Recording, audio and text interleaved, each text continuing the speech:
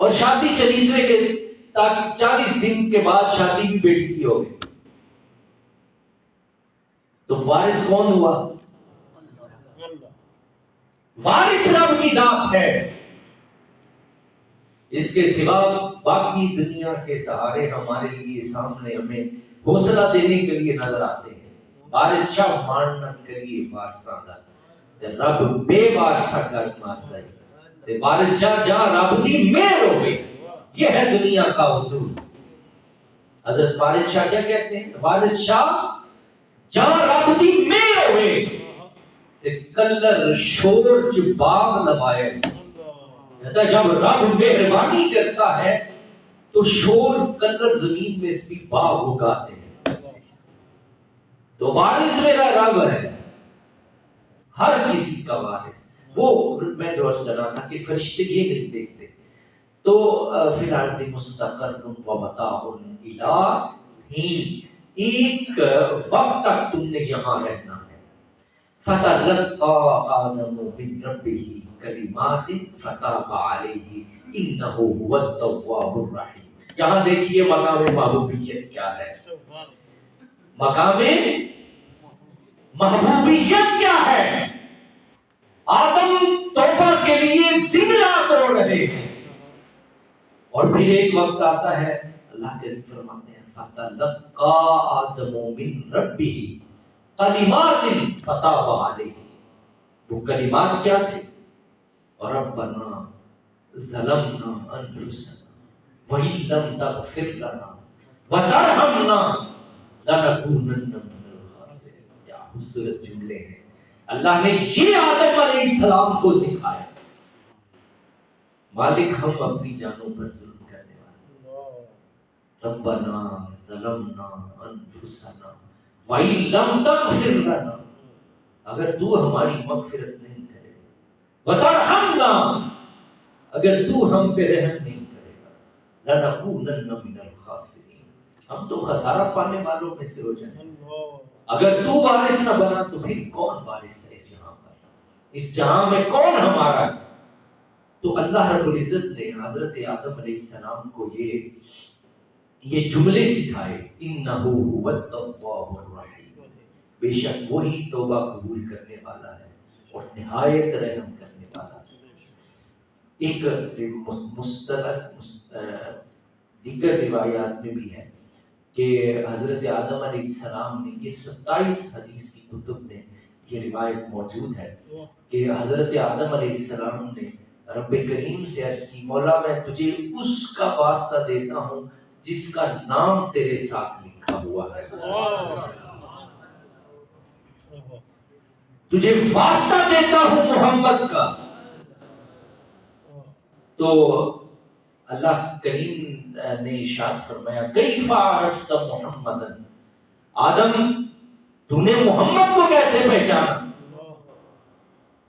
تو حضرت آدم نے عرض کی فنفخت روحی، جب تو نے مجھ میں روح پھونکی تھی، میں نے جب عرش کے پایوں پر لکھا ہوا دیکھا مکتوبا الیہا لا الہ الا اللہ محمد رسول اللہ، تو میں نے کہا کہ جس کا نام تم نے اپنے نام کے ساتھ لکھا ہے یہ کوئی رب کا محبوب ہی ہو سکتا ہے۔ 27 حدیث کی کتب میں یہ حدیث پاک موجود ہے۔ تو حضور علیہ الصلوۃ والسلام، یہ تفسیر عزیزی میں علماء شاہ عبد العزیز محدث دہلوی نے بھی اس کو نقل کیا ہے، دیگر محدثین نے بھی اس کو نقل کیا ہے۔ تو اللہ کریم نے حضرت آدم علیہ السلام کو اس وقت کیا کیا؟ معاف کر دیا۔ میں نے آپ سے یہ بات عرض کی تھی، پہلے بھی عرض کی تھی کہ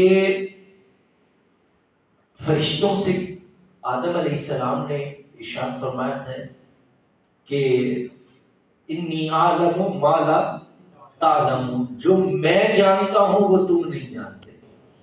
وہ کہتے تھے یہ خون بہائے گا، فساد کرے گا زمین پر، تو اللہ نے فرمایا نہیں تم نہیں اسے جانتے، اسے میں جانتا ہوں۔ آدم کو سجدہ کرو، فسجدوا الا ابلیس، سجدہ کیوں کروانا ضروری تھا؟ آدم کو سجدہ تو رب کے لیے ہوتا ہے. بہت ساری شریعتوں میں سجدہ تعظیمی جائز تھا دیگر انبیاء کی، لیکن حضور کی امت کے لیے سجدہ تعظیمی جائز نہیں. یہ نا درباراں تے سجدہ سلام کرن جانے ہیں، یہ ساڈے نال کوئی تعلق نہیں، یہ حرام ہے. کیا ہے؟ سارے کہو کی ہے حرام ہے.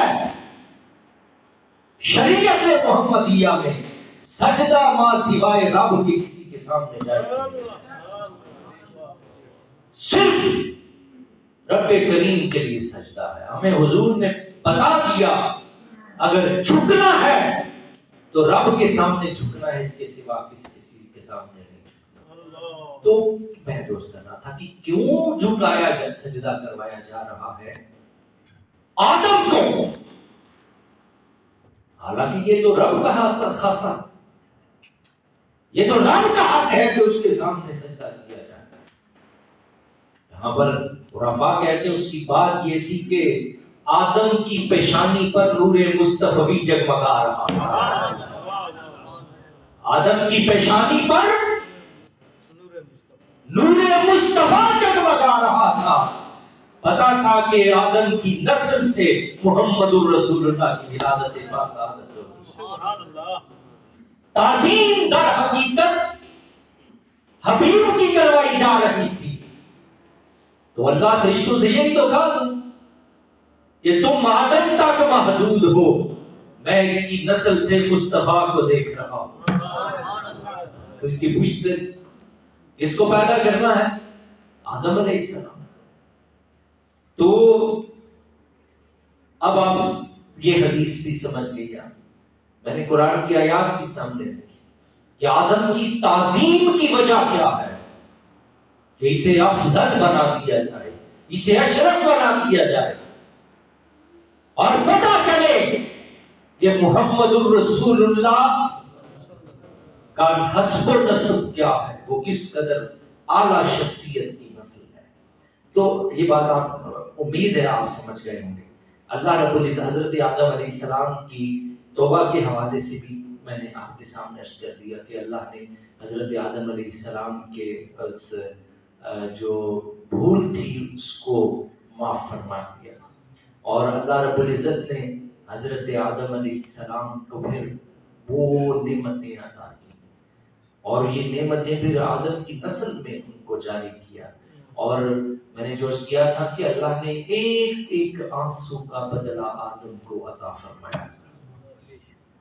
اس قدر قبولیت پائی آدم علیہ السلام کے آنسو. اور اللہ کریم فرماتے ہیں کہ ہم نے آدم کو یہ کلمات سکھائے تھے. میرا مالک وہ ہے جو اپنی بارگاہ میں آنے والوں کو مانگنے کے طریقے بھی سکھاتا ہے، مانگنے کے طریقے بھی سکھاتا ہے. میرا رب معاف کرنے والوں میں سے. عارف کھڑی کہتے ہیں ایک گناہ میرا ماپے ہوئے تے تیرے دیس نکالا، لاکھ گناہ میرا مالک دیکھے تے پردے پاون والا.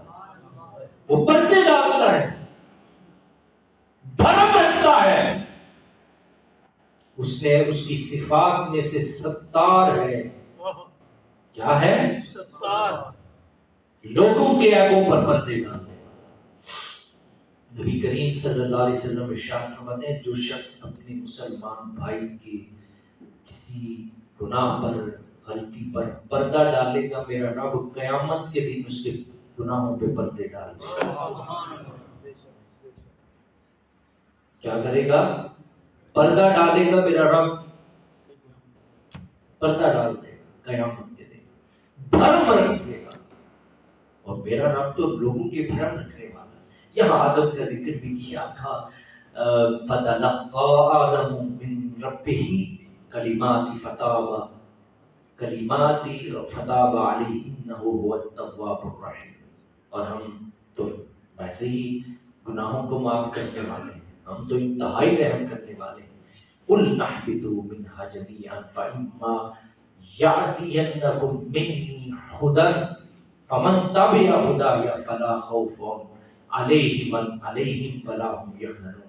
اور ہم نے ان کو اتار دیا اس جنت سے اور کہا کہ اب جائیے اور تم سارے کے سارے جاؤ، فَإِمَّا يَأْتِيَنَّكُم مِّنِّي هُدًى، پھر تمہارے پاس میری طرف سے پیغام میں ہدایت آئے تو جس نے بھی فَمَن تَبِعَ هُدَايَ، جس نے بھی پیروی کی میری ہدایت کی تو فَلَا خَوْفٌ عَلَيْهِمْ وَلَا هُمْ يَحْزَنُونَ، تو پھر ان کو نہ کوئی خوف ہوگا اور نہ وہ غمگین ہوں گے۔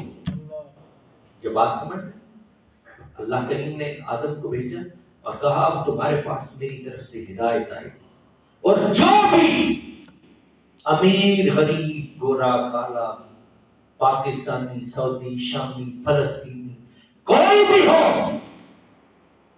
میری ہدایت کی پیروی کرے گا، قیامت کے دن نہ تو اسے کوئی خوف ہوگا نہ ہی اس کو کوئی غم ہوگا۔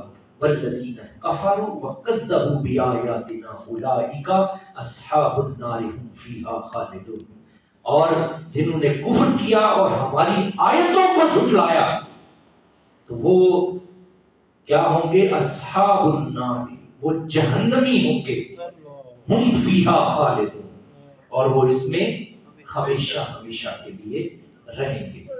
تو یہ آج کا موضوع تھا، حضرت آدم علیہ السلام کا ذکر ہم کر رہے تھے، اور حضرت آدم علیہ السلام کا جنت سے نکالا جانا، اور پھر آپ کی توبہ کو کس طرح سے اللہ رب العزت نے قبول کیا، اور پھر آدم علیہ السلام کو معاف کیا، اور اس سے ایک پیغام دیا اس امت کو کہ تمہارا رب معاف کرنے والا، خطائیں بخشنے والا ہے، مغفرت کرنے والا ہے، عطا کرنے والا ہے، اور جو ہماری ہدایت کی پیروی کرتا ہے اسے کوئی غم نہیں ہوتا۔ الا ان اولیاء اللہ لا خوف علیہم ولا هم یحزنون، ایک مقام پہ یہ ہے۔